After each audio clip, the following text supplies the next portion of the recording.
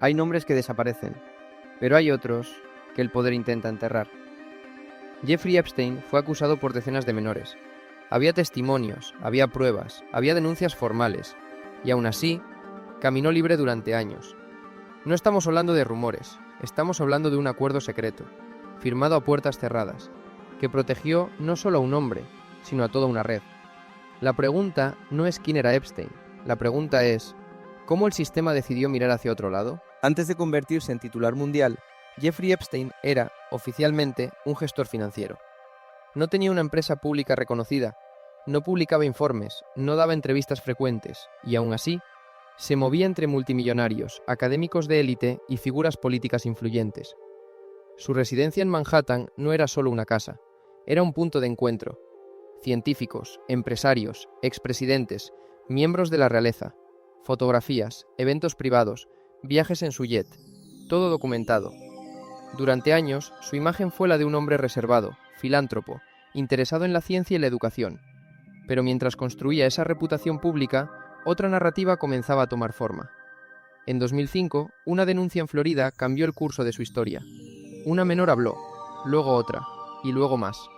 Las acusaciones no eran ambiguas, eran directas. Sin embargo, lo que ocurrió después no fue una caída inmediata, fue algo mucho más inusual. En lugar de enfrentar un proceso federal completo, Epstein recibió un acuerdo extraordinario en 2008, un Non-Prosecution Agreement, un documento que evitó cargos federales graves, que limitó la investigación y que, según años después se revelaría, no notificó adecuadamente a las víctimas. Cumplió 13 meses, en una cárcel con permisos laborales diarios. Salía 6 días a la semana, 12 horas al día, y regresaba por la noche. Legalmente, el caso estaba cerrado, pero para muchas personas nunca lo estuvo. El poder rara vez se presenta como amenaza, se presenta como acceso a salones privados, a universidades prestigiosas, a reuniones donde las decisiones no se anuncian, pero se toman. Epstein entendía eso. No era una figura pública tradicional, no necesitaba serlo. Su influencia se movía en espacios cerrados, en listas de invitados, en donaciones estratégicas, en llamadas que no quedan registradas. Contribuyó millones a instituciones académicas reconocidas, se rodeó de científicos respetados, financió proyectos ambiciosos. Eso le otorgaba algo más valioso que el dinero, credibilidad.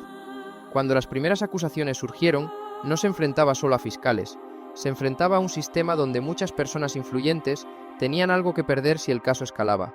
No necesariamente porque fueran culpables, sino porque estaban conectados, y las conexiones generan cautela. El acuerdo de 2008 no fue un simple trato judicial, fue negociado en secreto. El entonces fiscal federal en Florida, Alexander Acosta, aceptó un acuerdo que evitó cargos federales mayores. Años después, cuando ese acuerdo volvió a la luz pública, Acosta declaró que le habían dicho que Epstein pertenecía a inteligencia. No presentó pruebas, no dio detalles, pero la frase quedó flotando. ¿Era cierta? ¿Era una excusa? ¿O simplemente una forma de cerrar un caso incómodo? Lo que sí está documentado es esto. Las víctimas no fueron informadas adecuadamente del acuerdo. El trato fue sellado antes de que pudieran oponerse, y durante más de una década el expediente permaneció enterrado. No porque no existiera evidencia, sino porque el sistema ya había decidido avanzar. El poder no siempre necesita destruir pruebas, a veces solo necesita ganar tiempo, y durante años el tiempo jugó a favor de Epstein, hasta que dejó de hacerlo. En 2018, una investigación periodística volvió a encender lo que muchos creían extinguido. Documentos, correos, testimonios olvidados. El acuerdo de 2008 dejó de ser una nota legal y se convirtió en una pregunta nacional. ¿Por qué fue tan indulgente? La presión pública creció, y en julio de 2019, más de una década después del primer acuerdo, Jeffrey Epstein fue arrestado nuevamente, esta vez en Nueva York. Los cargos eran federales, graves, respaldados por nuevas declaraciones y evidencia. Por primera vez, parecía que el caso avanzaría sin atajos. Fue detenido sin derecho a fianza. El sistema que antes lo había protegido, ahora lo exhibía. Pero lo que ocurrió después fue aún más desconcertante. El 10 de agosto de 2019, Epstein fue encontrado muerto en su celda en el Centro Correccional Metropolitano de Manhattan. La causa oficial, suicidio por ahorcamiento. Sin embargo, las circunstancias generaron preguntas inmediatas. Las cámaras cercanas no grabaron correctamente. 2 guardias asignados a vigilarlo se quedaron dormidos. Los registros de supervisión no se completaron como debían. Errores, coincidencias, negligencia. Cada explicación oficial respondía a algo, pero habría otra duda. Para algunos, fue simplemente el final trágico de un hombre acusado. Para otros, fue el momento en que la historia dejó de ser judicial y se volvió simbólica. Porque con su muerte, muchas respuestas murieron también. No hubo juicio completo, no hubo interrogatorios públicos, no hubo exposición total de su red. El caso no terminó con un veredicto, terminó con una puerta cerrándose, y el eco de lo que nunca se dijo. La historia de Epstein no es solo la historia de un hombre acusado, es la historia de un sistema que, durante años, decidió que un acuerdo era suficiente.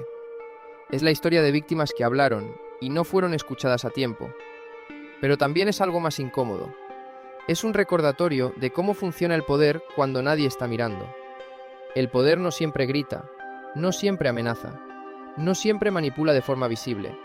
A veces simplemente negocia. A veces firma documentos lejos de la luz pública. A veces gana tiempo. Y el tiempo puede cambiarlo todo.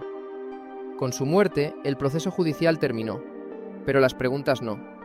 ¿Quién sabía qué? ¿Quién decidió qué? ¿Y por qué? Algunas conexiones fueron documentadas. Otras quedaron en fotografías, en registros de vuelos, en agendas.